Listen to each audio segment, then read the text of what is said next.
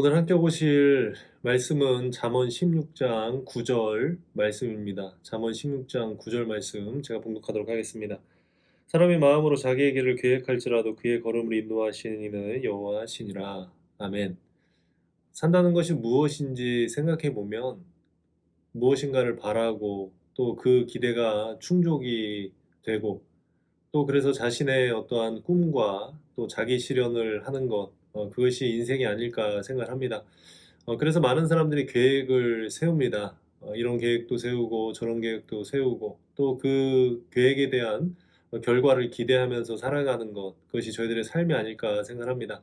그런데 살다 보면 내가 생각한 대로 되지 않는 그러한 경우들이 종종 있다는 것이죠. 아니, 있다기보다는 훨씬 더 그러한 경우가 많은 것 같습니다. 그럴 때 드는 여러 가지 실망과 또 안타까움이 저희들의 삶 가운데 있지 않나 생각을 합니다. 오늘 본문의 말씀도 그러한 내용입니다. 사람이 자기의 어떠한 계획을 갖고 있지만 그 걸음을 인도하시는 분은 하나님이라는 이러한 표현을 쓰고 있는 것이죠. 여기서 이 계획이라는 언어적인 그 뜻을 보면 세세하게 또 자세하게 준비하고 또 행하는 그러한 것을 의미를 합니다. 그러니까 자신의 노력과 수고가 부족한 것이 아니라 나는 충분히 노력하고 수고했지만 그 결과는 내가 계획한 대로 되지 않을 수 있음을 이야기를 하는 것이죠. 오히려 그 발걸음을 인도하시는 분이 하나님이라는 이러한 것을 통해서 하나님의 절대적인 그러한 주권을 믿고 살아가라는 그러한 내용으로 받아들여야 되리라 생각합니다. 저들은 모두 다 알고 있습니다. 내 뜻이 이루어지는 것이 아니라 하나님의 뜻이 이루어지는 것이 좋은 것이라는 것. 그렇게 이야기를 하지만 사실 내가 계획한 그 일이 이루어지지 않을 때 실망하고 또 답답해 할 수밖에 없는 것이 저희들의 인생이 아닌가 생각합니다.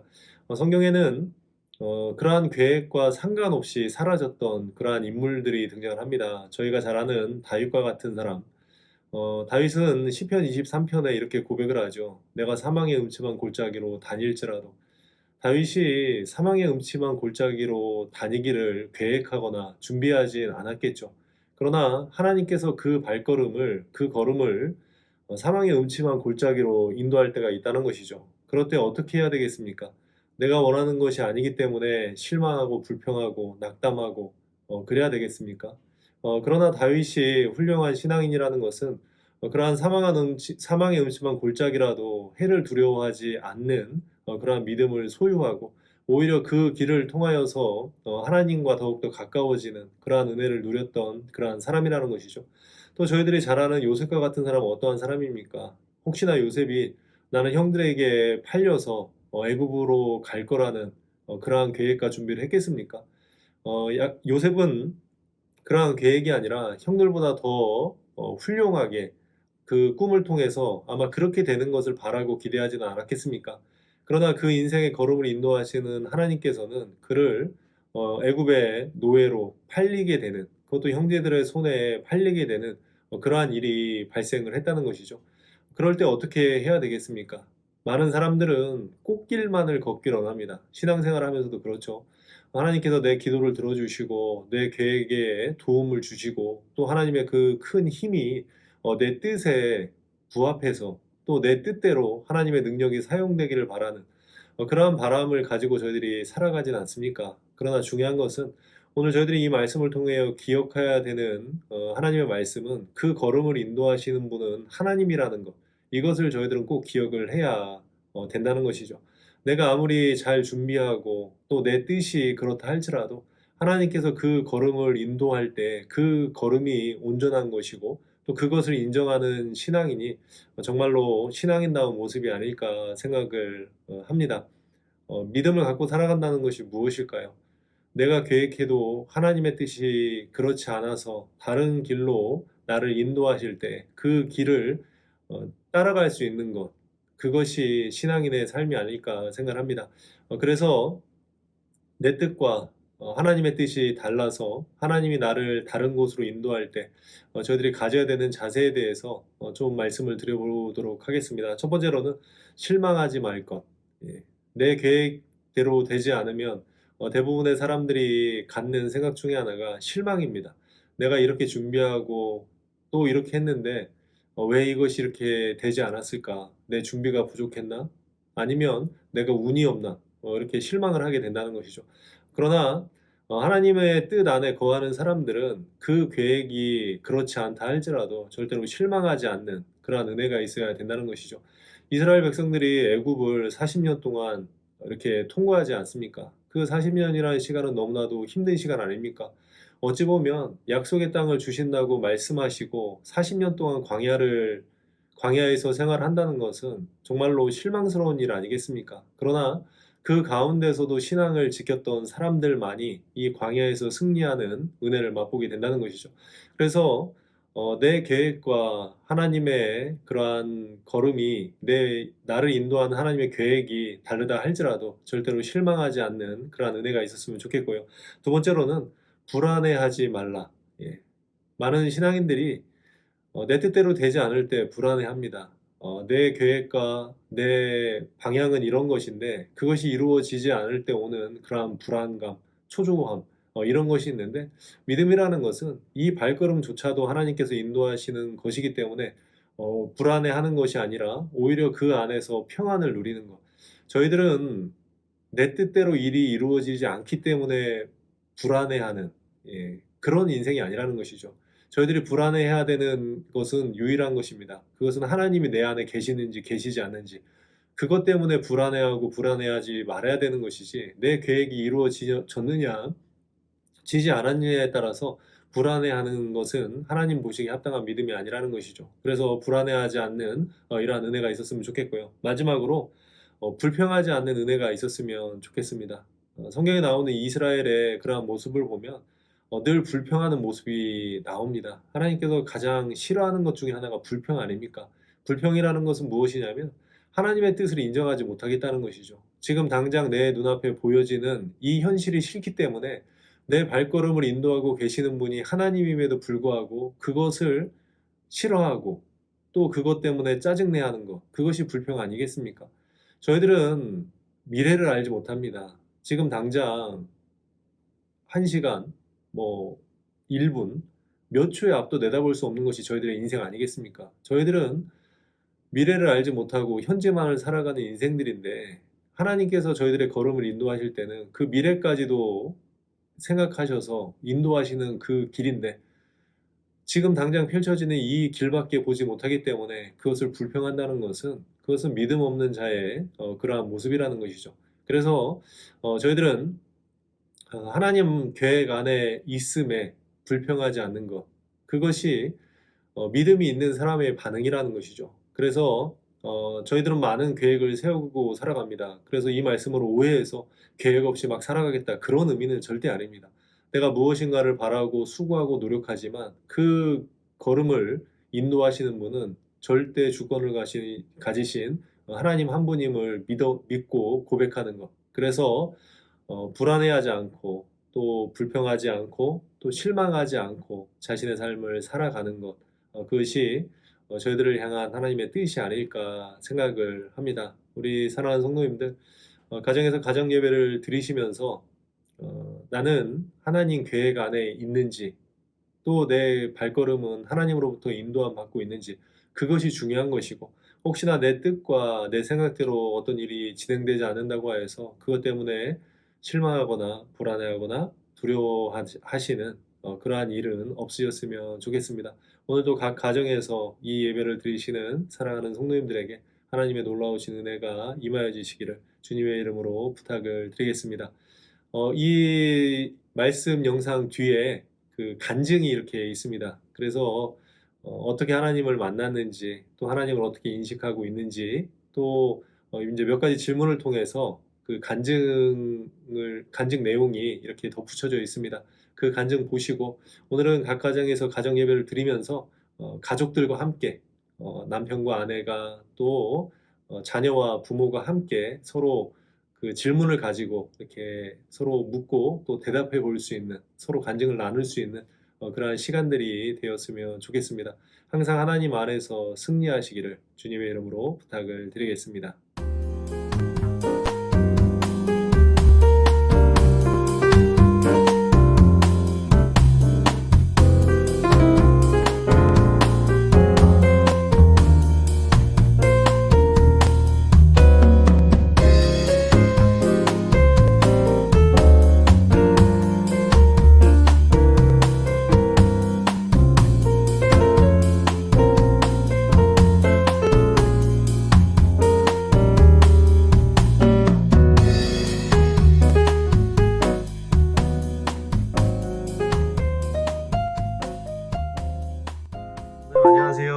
안녕하세요, 목사님. 예, 어려운 자리에 이렇게 흔쾌히 이렇게 참석해 주셔서 예, 감사의 말씀을 드리고요. 제가 올해부터 좀 진행하는 프로그램인데 저희들이 너무 이제 만나지 못하고 지내는 시간들이 많습니다. 그러다 보니까 이렇게 온라인을 통해서라도 만나야 되기 때문에 이제 올해부터는 이 간증을 통해서 서로 만날 수 있는 그러한 시간을 갖고자 이렇게 모시게 됐습니다. 항상 교회에 일이 있으면 항상 일지파가 먼저 시작을 하게 돼서 권사님 처음으로 또 이렇게 시작을 하게 됐는데 좀 부담스럽더라도 서로 은혜를 나눈다는 생각으로 이렇게 진행해 주시면 예, 감사할 것 같습니다. 저는 우리 권사님 잘 아는데 우리 성도님들도 잘 아시겠죠. 우리 교회에서 신앙생활 오래 하셨기 때문에 잘 아실 텐데 그래도 이제 모르시는 분들도 계실 거니까 우리 권사님 간단하게 자기소개 좀 부탁드리겠습니다. 안녕하세요. 아주 어렸을 때 주일학교 때부터 우리 교회에서 신앙생활을 시작해서 현재는 우리 교회 일지파의 지파장으로 봉사하고 있는 이근혁 원사입니다. 안녕하세요. 네, 감사합니다. 원장님. 어, 신앙이라는 것이 항상 시작점이 있지 않습니까? 그래서 네. 우리 권사님은 신앙생활을 어떻게 시작하게 되셨나요? 저는 믿지 않는 가정에서 태어났습니다. 그런데 어렸을 때 다른 동네에서 살다가 우리 교회 밑으로 이사를 오게 됐는데 그때는 놀거리도 마땅하지 않고 했던 때라 친구들과 함께 우리 저 교회에 가보면 어떨까 하고 교회에 발을 들여놓은 것이 현재까지 이르는 계기가 되었습니다. 네, 그렇게 신앙생활을 시작하셨네요. 그러면 이제 신앙생활을 하다 보면 그 하나님을 만나는 그러한 시점이 있지 않습니까? 그래서 네. 우리 권사님 그 신앙생활 하시면서 인격적으로 하나님을 만난 경험과 체험을 좀 소개해 주시면 좋을 것 같습니다. 믿지 않는 가정에서 태어났으니까 저를 뭐 바로 이렇게 신앙적으로 인도해 주시는 분이 계셨던 거는 아닙니다. 그러니까 스스로 이제 교회에서 신앙생활을 하다 보니까 그냥 맹목적으로 교회를 다녔었는데 한 번은 제가 그 청년 때 일이 있었는데 부흥회에 참석을 하게 되었습니다. 근데 그 부흥회에서 그 목사님의 말씀이 저에게 지침이 되기도 하고 책망이 되는 말씀도 하시는 것 같아서 그때 많이 부흥회 예배 중에도 창피한 줄도 모르고 눈물을 많이 흘리면서 회개도 하고 했던 그러한 기억이 있었습니다. 아마 그때 제가 인격적으로 하나님을 만나고 하나님께서 저에게 "이렇게 이렇게 하셔야 살아야 한다." 그런 말씀을 주신 것을 마음에 품고 아직까지 살았던 것이 아닌가 생각이 됩니다. 네, 감사합니다, 원장님. 그러면 이제 하나님을 만나고 나면 이제 변화가 일어나지 않습니까? 예, 네. 그래서 이제 하나님 만나기 전과 후가 많은 차이가 있는데 우리 권사님은 하나님 만나기 전과 후가 어떻게 차이가 있는지 좀 말씀해 주시면 좋을 것 같습니다. 하나님을 만나기 전에는 제가 생각을 하면 그 생각대로 이루어져야 되고 또 계획했던 일이 이루어지지 않으면 많은 조바심을 내고 그렇게 하며 살았던 것 같습니다.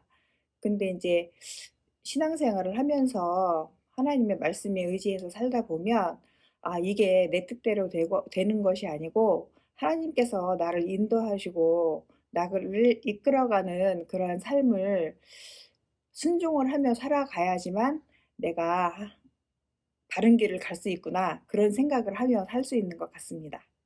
네. 어, 이렇게 신앙생활은 항상 하나님 믿기 전과 후가 이런 차이가 항상 있는 것이죠. 그래서 권사님도 그런 차이가 있어서 참 감사의 말씀을 드리고요. 신앙생활을 하다 보면 항상 하나님에 대한 기도의 제목들이 있지 않습니까? 그래서 지금 네. 현재 우리 권사님이 가지고 계신 기도 제목이 있으신지요? 저는 정말로 하나님이 저와 함께 하시고 아직까지 인도하시고 앞으로도 그렇게 인도해 주실 거라고 생각을 하는데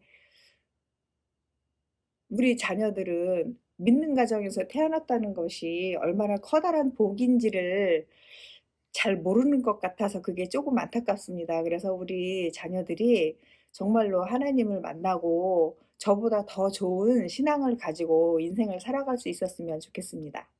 네. 항상 이 자녀들에 대한 기도는 저희가 빼놓을 수 없는 것 같습니다. 그래서 사랑하는 두 아들이 하나님 안에서 잘 믿음 가운데 온전하게 서는 그런 은혜가 있었으면 좋겠습니다. 이제 질문이 몇 가지 안 남았는데요. 이제 지파에 대한 질문 좀 드려보도록 하겠습니다. 우리 권사님이 이제 화덕교회 일지파장님으로 이렇게 섬기고 계시는데 일지파는 어떤 지파인지 좀 이렇게 소개 좀 해주시면 좋을 것 같습니다. 저희 지파는 정말로 신앙의 연륜이 많으신 그런 권사님들이 속해 계신 그런 지파입니다. 어떠한 풍파에도 흔들리지 않고 언제나 그곳에 서 계시는 그러한 연륜이 많으신 권사님들이 계시는 지파라고 할 수 있습니다. 네, 감사드리고요. 이제 마지막으로, 예, 마지막 질문입니다. 우리 지파장님이 지파원들에게 하고 싶은 말씀이 있으시다면, 예, 말씀해 주시면 좋을 것 같습니다. 아까도 말씀드렸지만 저는 믿지 않는 가정에서 태어나서 신앙생활을 하면서 우리 교회에 선배 권사님들이 저에게 해주시는 그러한 말씀을 많이 의지하고 또 배우면서 신앙생활을 했습니다. 그래서 우리 지파에 속해 계시는 권사님들을 지금도 어느 분들이 아, 나는 저분처럼 신앙생활을 해야 되겠다 하고 많이 생각하고 배우고 그런 분들이 반드시 저처럼 계실 거라고 생각을 합니다. 그래서 우리 지파에 계신 모든 권사님들께서도 누군가 나의 신앙생활을 보고 배우고 있다는 그러한 생각을 가지시고 본이 되는 앞으로도 여러 청년들이나 그런들에게 힘을 줄 수 있는 그런 권사님들이 되셨으면 좋겠습니다. 네, 이제 질문을 다 드렸고요. 권사님 감사의 말씀을 드리고 올 한 해도 지파장으로서 또 가정에서 또 가정을 섬기는 사람으로서 또 아이들의 엄마로서 모든 사역 가운데 승리하시는 귀한 은혜가 있으시기를 부탁을 드리겠습니다. 귀한 시간 내주셔서 감사합니다. 감사합니다.